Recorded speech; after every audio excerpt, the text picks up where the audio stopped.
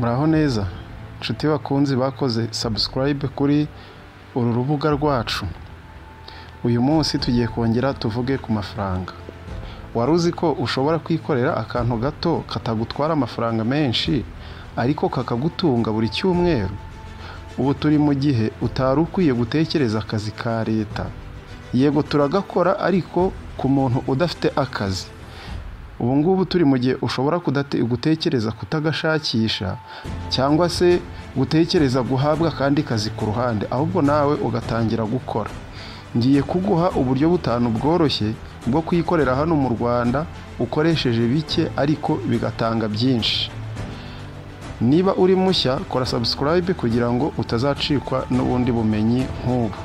Nkuko nabibabwiye tugiye kujya twibanda ku ikoranabuhanga ariko tuvangemo n'amafaranga. Ikintu cya mbere rero ugomba gukora, ugomba gutunganya no kugurisha umutobe cyangwa amandazi aho utuye. Birumvikana ntabwo buri wese yakora imitobe cyangwa se ngo akora amandazi, ariko aka ni akantu kamwe umuntu uri ahantu imitobe iboneka cyangwa se ingano cyangwa se ifarini ahantu biboneka akaba ashobora kubikora. Ingero nyinshi zigaragaza ko umutobe ucuruzwa imbere y'ishuri. Ubwo ushobora kutaba umutobe cyangwa ukaba ji. Ingero nyinshi zigaragaza ko umutobe ucuruzwa imbere y'ishuri, ku gasoko cyangwa ku muhanda, winjiza kuva ku 5,000 ku munsi, aho ku kwezi bishobora kugera no ku 150. Urugero, dufate nk'umuntu uri muri Kigali i Nyamirambo. Hari umubyeyi ukora umutobe wa watermelon n'inanasi akawucuruza imbere y'ishuri. Yatangiranye ijerekani imwe n'amacupa 20, none ubu yibonera amafaranga y'ishuri y'abana, kandi ntabwo ategereza ngo ingana nini abariza kuraho iyo mitobe. Urumva ni utuntu dutoya yikorera yarangiza akaducuruza ku muhanda. Ushobora gutangirira ku gacupa kamwe ka ji. Niba wenda reka tureke kuvuga agacupa, ahubwo kari agapaki kaba karimo za ji, ushobora kukazengurukana ukagatanga. Haba hariho inyungu runaka iyo ari yo yose. Ikibi ni uguhita utekereza ngo ndashaka inyungu nyinshi. Ushobora gucuruza imineke. Hari abantu mu masoko ujya kubona ukabona aragiye guze kamara imwe cyangwa se igitoki kimwe cya Gromisheri cyangwa Poyo, akakigura amafaranga runaka, yakungukaho senksa. Niba acuruje ibitoki 3 ni 5. Ako ni akantu koroshye. Ushobora gutangirira ku kantu kamwe, uko tugenda dukura tukagenda tubyara amafaranga buhoro buhoro. Icya kabiri, abantu bari mu mujyi, uramutse ufite ubumenyi bwo gutwara moto, ushobora gutwara moto. Nubwo hari uburyo buba butemewe, ntabwo ari byiza kubukoresha, ariko ushobora gukorera kuri vuba. Iyo utangiye igitekerezo, donc hari abantu batekereza ko gukorera kuri vuba bisaba moto yawe bwite, ariko oya, ushobora gukorana n'umuntu ufite moto. Niba wowe ufite ibyangombwa, akaba yagutiza ugakora mu gihe runaka, hanyuma noneho ukaba wayikoreraho, hanyuma ukagira icyo umugenera nk'uko mwabipanga, hanyuma nawe ukagira icyo usevinga. Noneho iyo utangiye ni ngombwa, kubera yuko iyo utangiye igitekerezo nicyo cy'ingenzi. Ubundi si ibikoresho ufite. Hari abantu benshi batangira gutwara nk'ubu, niba ari moto agatwara muri weekend gusa, ariko ugasanga yinjiza 20,000 ku munsi mu masaha 3 cyangwa 4. Ushobora kudatwara moto ukaba watwara n'igare.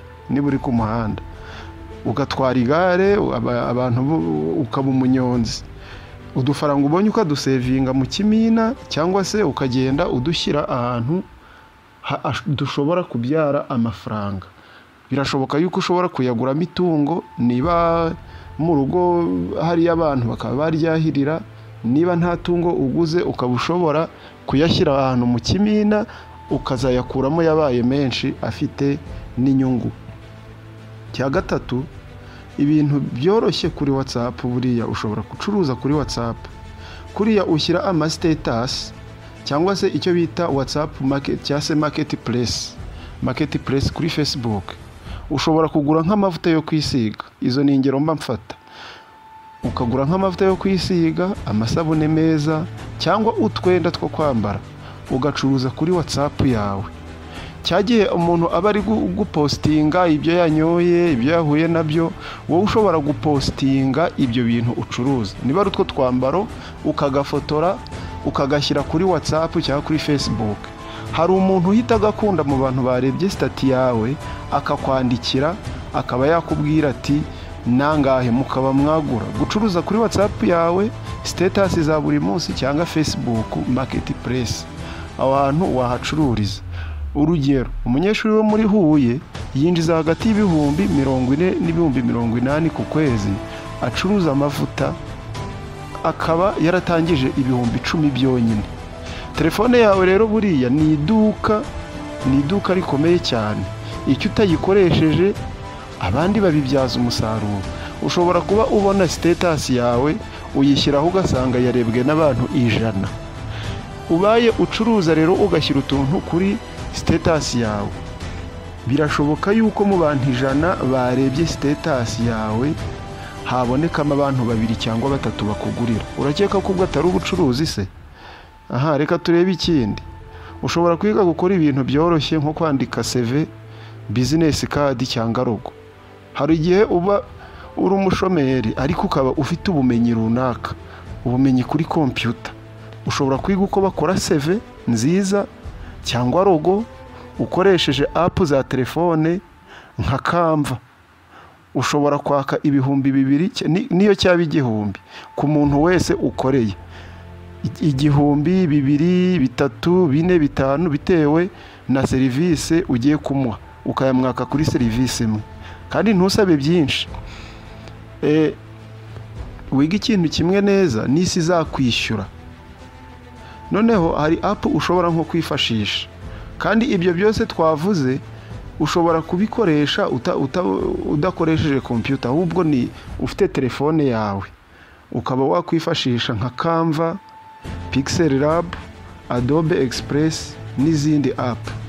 Ikindi kintu ushobora gukora, ushobora gutangiza TikTok cyangwa YouTube channel y'ubumenyi. Urugero nk'iyi yitwa Unguka Ubumenyi Post. Warangiza ukazajya ushyiraho amasomo yigisha abantu. Byaba na ngombwa niba uri umucuruzi ukazajya unyuzaho ibicuruzwa byawe. Abantu babirebye kuko uri kubikora mu buryo bwo kwamamaza, icyo gihe utuntu ukora tuzabona abatugura. Ni ibintu byinshi ushobora gukora bikaba byakubyarira amafaranga kandi wiyicariye mu rugo. Ntabwo ari ngombwa ngo ukore imirimo ihambaye. Ushobora kuzakora imirimo ihambaye ariko warabanje gukora twa tuntu duto, hanyuma noneho ntugume mu bushomeri. Nkuko wabibonye, gutangira si uko uba ufite byinshi, ni uko uba ufite ubushake n'igitekerezo. Shaka uburyo, ntabwo ushaka impamvu.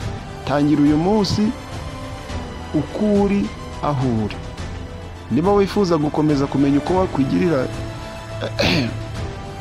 uko wakwigira mu buzima ukoresheje bicyo ufite, kanda subscribe, ukore like kuri iyi video. Nibinashoboka ntibikugoye, ukore share n'undi umwe ushobora gukenera ibi. Noneho ajya muri comment wandike ndi gutangira muri comment kugira ngo dukomeze kuganira. Video ikurikira tuzarebera hamwe uko wategura umushinga muto ugakuraho ibihumbi 500 mu mezi 6. Ntuzacikwe.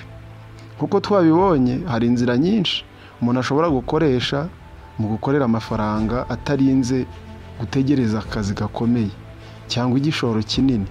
Ikingenzi ni ugutangira ukuri ukoresheje ibyo ufite kandi uzi, ukagenda wiyongera buhoro buhoro. Niyo watangira na bike, igihe nikigera uzabona umusaruro. Ntucikwe na video zacu zikurikira. Tuzakomeza kukwereka izindi nzira ushobora gukoresha kugira ngo witeze imbere, wunguke ubumenyi ndetse ubone n'amafaranga. Niba iyi video yagufashije, kora like, sangiza n'abandi, kandi wibuke kwiyandikisha ukora subscribe kuri channel yacu. Numara gukora subscribe ufungura inzogera, hanyuma noneho kugira ngo ibindi biganiro tuzakora utazacikanwa. Murakoze kudukurikirana, tuzabonana ubutaha.